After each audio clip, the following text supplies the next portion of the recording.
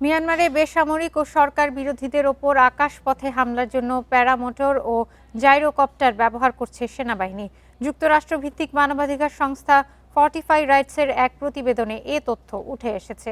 সংস্থাটির প্রতিবেদনে বলা হয়, মিয়ানমারের চলমান গৃহযুদ্ধে দেশটির সেনাবাহিনী প্যারামোটর ও জাইরোকপ্টারের ব্যবহার বাড়িয়েছে।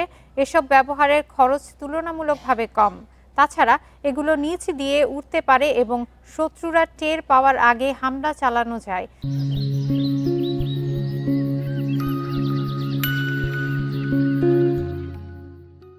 প্যারামোটর এক ধরনের প্যারাগ্লাইডার, যা ব্যাকপ্যাকের মধ্যে থাকা মোটর ও প্রপেলার দিয়ে উঠতে পারে।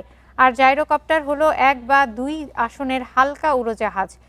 প্যারামোটর ও জাইরোকপ্টার থেকে পাইলটরা হাতে ধরে মর্টার শেল বা বিস্ফোরক নিচে ফেলে হামলা চালিয়ে থাকেন।